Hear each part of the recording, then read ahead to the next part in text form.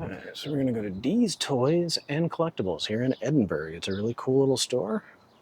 Check it out.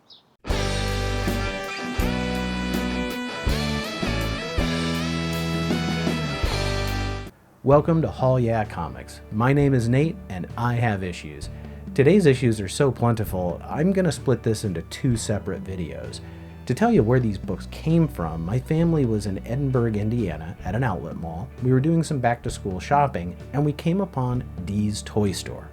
Now, I knew this store was there before. I remember it from when we'd actually gone the previous year. What I didn't remember was them having so many comic books.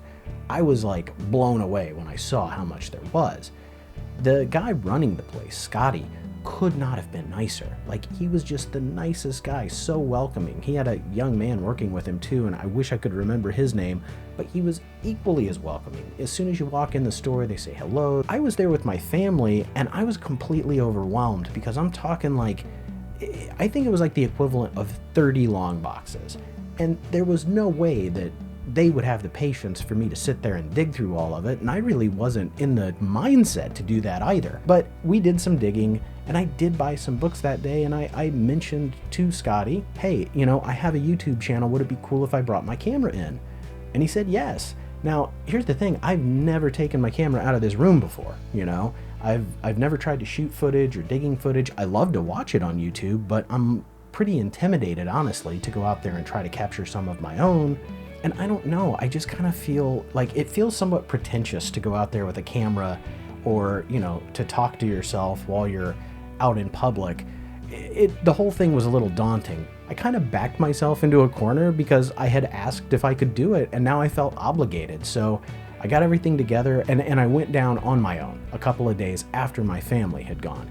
And so I got some footage of the store, and it's a great store. It's huge in terms of the amount of product that they have, and as well as just like the actual dimensions of the store itself. It's gigantic. So I'm gonna show you some of that footage, and while you're checking that out, if you happen to see anything, something that drives me crazy about watching digging footage is the people go through the box kind of fast and they grab a few things that they're interested in, but they pass over 10 things that I'm interested in. So I get that. If you see something in the footage I passed over, or if you see something cool that you think is worth a mention, please let me know in the comments below. So let's check out some footage I got from D's Toy Store.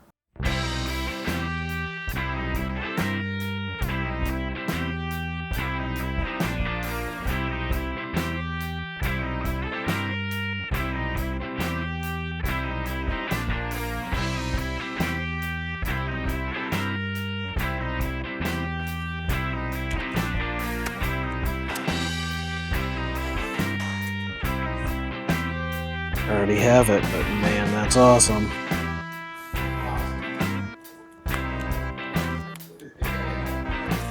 There you go.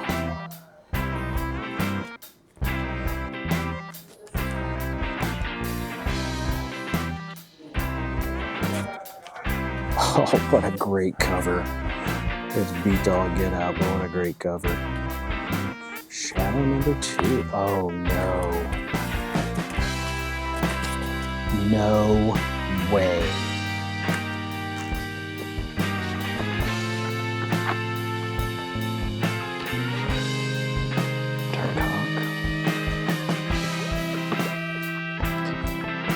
Punisher $20.99. Now that.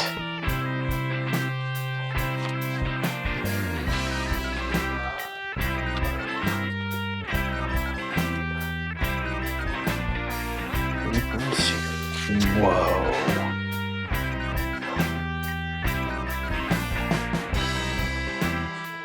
Okay, so that was a pretty cool store, and that's not even close to all the footage I shot. I think I was there for a total of 4 hours. It took me a long time to dig through all that. I did dig through almost every box, and I came away with a ton of great books. I also had to leave a lot of books behind. And I think in the second video, I'll do like an honorable mention and show a lot of the books I found that I thought were cool, but that I just couldn't bring home with me because of, economics and space. So in this video, I'm gonna show books that I got to fill some runs, some oddities and cool books that I found, And then I found a lot of great first issues. So let's start by checking out some run fillers. Up first is Action Comics number 514. I'm not really putting together a run of Action, but I pick it up here and there. What sold me on this was 1, Kurt Swan artwork, and 2, we've got an Airwave story on the bottom. Airwave is a DC hero from the Golden Age that was brought back during the 80s, and he's Hal Jordan, but not that Hal Jordan. He's that Hal Jordan's nephew. It's very confusing, and he's a very weird hero. His powers are all derived from like television and radio waves, so I'd kind of like to see where Airwave is today now that everything's all digital. I don't think he could manage to hero at all, and that actually might be kind of a funny book. Up next is DC Comics Presents Annual 2. This one has Superman teamed up with Superwoman, and I don't know what Superwoman this is. The costume is very different from anything I've seen before. I am interested to read this, and this is the kind of thing that, like, if you know who this is, please let me know in the comments below. I'm putting together a run of DC Comics Presents, and I know that there's a couple issues that are going to be very pricey, but for the most part, it's a really fun run to put together, and it's a pretty cheap book, and it's a great read because it's always Superman teamed up with somebody. Who doesn't love a good team-up book? Up next, I got a couple of Batmans. I've got Batman number 421 and 422, and this one, I see this woman, and she's obviously scared, and we have Batman's shadow falling across her face. My first thought was, whatever it is that's bothering her, or whatever it is that's terrifying her, Batman is coming to her rescue. He's behind whoever it is. But then in issue 422, you see that actually maybe she's afraid of Batman with a knife. I mean, I would be. Why does Batman have a knife? Batman doesn't need a knife. That's like giving a bear a flamethrower. So these were 2 cool covers, 2 books I didn't have, and I'm glad to have them. There have been a lot of great Batman artists over the years, but one that I feel like is kind of overlooked from the 90s is Norm Brayfogle. So I've got Detective Comics number 619 and 620, and Norm just has a very distinctive style for the way that he drew Batman. I liked the blue and gray Batman, and this next cover here is so cool. It almost goes with my body horror covers. This is Detective number 620. We've got a laughing skull wearing a Batman cowl. I just think, I had never seen this cover before, and I think this one is so cool. And while I am primarily a DC collector, there are several Marvel books that I enjoy. This one I picked up purely for nostalgia's sake. This is Fantastic Four number 349. This is when they were doing the new Fantastic Four, which was made up of Spider-Man, Grey Hulk, Wolverine, and the Ghost Rider. What I actually love about this more than anything else is the Art Adams artwork. I just think he is one of the greatest artists from this era. I was collecting this at the time it was coming out as a new book, solely because I wanted the Art Adams artwork. And I don't remember who the female Thing is down here. I see Ben Grimm and the Invisible Woman, and even an inset here with the Punisher, but I can't remember what this character's name was. Another Marvel run I'm putting together is the Defenders, and this is Defenders number 95, Enter Dracula. I don't know if this is Dracula from the Tomb of Dracula. I've read this one. It is wild. There is so much that happens in here. The gargoyles in there. Son of Satan shows Patsy Walker a vision of her mother's dying thoughts on her deathbed about how her mom is willing to sell Patsy's soul to save her own. It's really dark and weird. And all of that happens before Dracula even shows up. This is just a really wacky series with wacky characters, and I enjoy it immensely. Hey, guess what? I think I'm 1 issue away from having a complete run of Nomad. This is number 12. When I found this, I quickly looked at my CLZ app and saw, yeah, I was missing 12 still, and I'm missing number 25. So 25, the last issue, is the last one I have to find, and I will have the complete run of Nomad. Once that happens, I'm going to have to read this book and do some kind of retrospective for the whole series, because this is something this is a labor of love. Is it though? This is something I've been working on for a while. I think I owe it to myself to read the entire series and see how it holds up. So I'm really excited to be this close to completing one of these runs that I've been putting together for a while. Okay, Green Lantern 204. I love Green Lantern from the 70s and 80s. I didn't have this, and I had never seen this cover before. This one reminded me a lot of, I think it's a Detective Comics 566, where there's that Batman gallery of all the rogues, and this has that same kind of looking down the hallway perspective that one had. So This is the Man in the Iron Lung. I noticed that a lot of the aliens are in there, and this guy is like, he's jacking Chip up, and I'm not down with that, because Chip is one of my absolute favorite Green Lanterns. Who doesn't love a squirrel with a Green Lantern ring? Do I collect the Uncanny X-Men? No. But do I collect something with Dazzler on the cover? Yeah. This is Uncanny X-Men number 217, and Dazzler looks great on here, even though I don't like this costume one little bit. But she's using her powers, and she's given the Juggernaut the Dazzle. And I was really happy to find an early issue of Dazzler. This is number 8. She looks kind of demonic on this one, right? Like, I didn't have this issue, so I was really excited to get it, and I hadn't seen this cover before. You threatened my friends and almost killed me. Now it's my turn.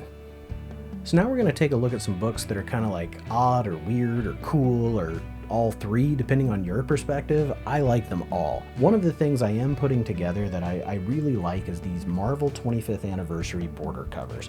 So this is Fantastic Four number 296.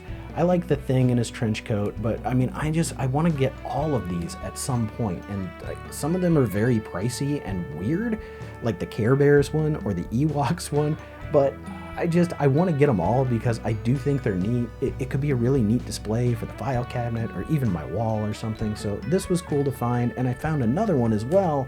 I found I found the classic X-Men number 3, and this cover is beautiful. This is another Art Adams. This is Art Adams doing Classic Storm, not Mohawk Storm. And this one is just in really good shape, and it looks so good. So this is definitely going to be a display piece. Now, something Marvel did in a lot of their books was they did these photo covers that were so weird. And this one here is for the Marvel team up. This is Spider-Man and Captain America, and we have actors wearing costumes. I don't know if it is. I don't think it is. But I know there was a time where Jonathan Frakes, yes, Commander Will Riker, he of the Riker Maneuver, play Nightbird. He would go to things dressed as Captain America and do promotions. So I don't think it's him. Like, when I get close up on that face, it doesn't look like Will Riker to me at all, but it's hard to see anything, you know? I gotta imagine him with the beard. So I don't think it's him, but I love the stories that I've heard him tell about the times that he got to do the promotional stuff as Captain America. But I'm just happy to have this regardless, because these photo covers were so weird, and I think a lot of people don't like them. I freaking love them. Okay, speaking of weird, there were always these public service books that were done, and this one is for the new Teen Titans in partnership with the President's Drug Awareness Campaign. And I don't know who the guy with the star is. He's probably the hero that they've created just for the book. But this kid running away saying, "Just leave me alone, leave me alone." I don't know why the Teen Titans have to save him from drugs, but I mean, he is gonna go take some drugs. I really like to collect these weird public service books. I think that they're an interesting period of time. If you grew up during the 80s, TV shows would do this. There would be little PSAs at the end of G.I. Joe cartoons. Oh my gosh, Saved by the Bell. Remember when she got addicted to caffeine pills? Pills? You mean you really are taking drugs? I need them. Jesse, you can't sing tonight. Yes, I can! I'm so excited! I'm so excited! G.I. Joe! Now, this is cool. So, I'm a big fan of Mystery Science Theater 3000, where they'll watch a movie and make fun of it. This is sort of the same thing. Boom Studios did a thing where they would get Golden Age books that were in the public domain, and they would take out all the word balloons and text boxes, and then let Keith Giffen go in and write his own dialogue and write his own stories based on what was there. I have one of these. It's called What Were They Thinking? Some People Never Learn, because this is the second one. In the first one, they picked all Wally Wood books, and it was really cool, you know? It's like Golden Age pre-code books. Keith Giffen would write new dialogue for it, and it was hysterical. So this one, I didn't notice as many. I did recognize this artist's name, which is Basil Wolverton, but a lot of the books, sadly, a lot of the stories in here that they've rewritten are unattributed because they don't know who the artists were. But the art in these is really cool. The Golden Age style is just so unique to its time period, and I love that they did something funny with it. So if you ever see these and you're a fan of Keith Giffen and you like to laugh, you might give one a try. This last one might be the weirdest one I've ever seen. I don't know if I'm pronouncing it right or not. It's called the Marvel Fumetti book. This is issue number 1. I'm pretty sure it's the only one. This is a photo comic. So we got Stan Lee on the cover here. Stan Lee, and then it's like all of the writers and the editors from Marvel at the time. Here's the back of the book. They're stacked up like a human pyramid. One of the only, I mean, there are a lot of people on here that I recognize. We got Walt Simonson and John Byrne. We've got Jim Shooter down there. I mean, these are all names you know if you read comics from the 80s and you read the letter columns. But the inside, sadly, just doesn't look great. The photos didn't translate well to these pages, or they aged bad. I'm not sure which it is, but they wrote a story. They starred in the story. Oh my gosh, this one's called the Wet T-Shirt Contest. So, you know, also it's not appropriate, apparently. Good one, Stan. Holy crap. And in this, I think Jim Shooter might be a giant. Like, I've seen another picture of him standing with a lot of people, and he is like freakishly tall compared to everybody else. I mean, I'm just gonna stop talking about it, and I think Stan says it best. Enough said. So to finish up part 1 of this video of my toy store comic book haul, I'm gonna show you all of the first issues that I picked up while I was down there. This first one is definitely a gimmick buy, but I remember these toys. This was a toy line called Robotics, and this is the first issue of the comic. I believe there was a cartoon too, though I don't remember watching that. These were like robotic / remote control toys. They were really cool that I remember seeing, but I never actually had one. So when I saw this, I kind of had to get it and, you know, just relive some childhood nostalgia. I love The Simpsons, and they did tons of little mini-series or one-shots, and this is Lisa's. So this one's called Lisa in Wordland, so I picked this one up. This is a more recent number 1 from the DC Rebirth. This is Batgirl number 1, where I can't remember if this is the Batgirl of Burnside or not, but this was an era that I read in trade. I was happy to pick up the number 1 and find it for a good price. Very recently, I picked up Excalibur's first appearance as a team, and so when I found this, I had to grab it as well. This is Chris Claremont written Excalibur, issue number 1. The title of this story is The War Wolves of London, which they're the little metally guys down here. They were a villain that showed up a lot in Excalibur. I just had a talk with a bunch of people about how it's really hard to keep up with the X-Men because they're like their own sub-universe of Marvel. And I think that's why I gravitated towards Excalibur. Their story took place in England. They almost had nothing to do with the other team outside of little guest appearances. I feel like you could get their whole story just by reading their book. And I really like the characters of Kitty Pryde and Nightcrawler, who are 2 heroes featured very prominently on this team. This Superman number 1, written and drawn by John Byrne.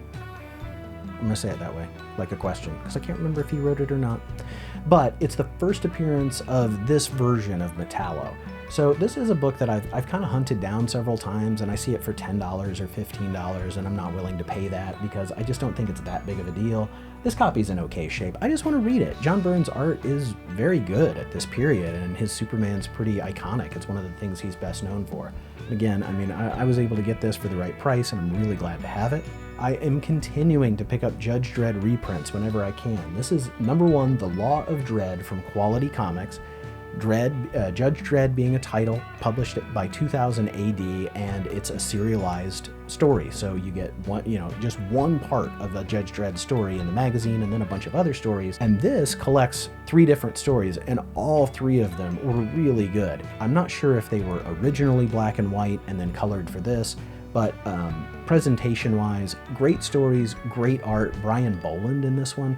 I just love Judge Dredd, and the more I read of him, the more I like it. And then the last book I'm going to show you today is just like, I was floored when I found it. I'm so happy to have this. It is Grimjack issue number 1.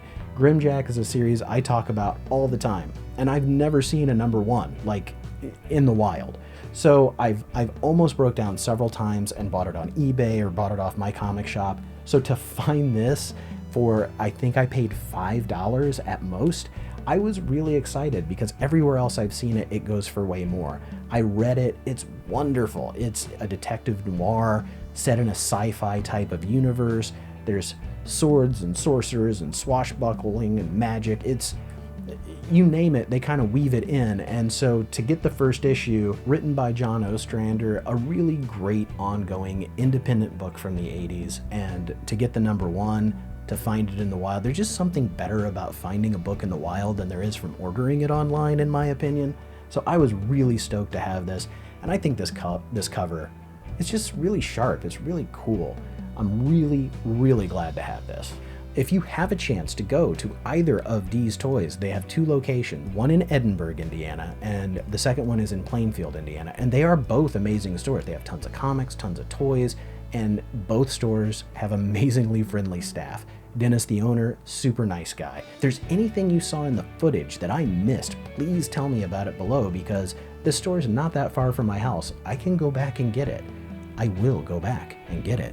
So don't forget to give the video a like and subscribe. I appreciate you so much for watching. Thank you so much. I will see you in the next one. Bye-bye.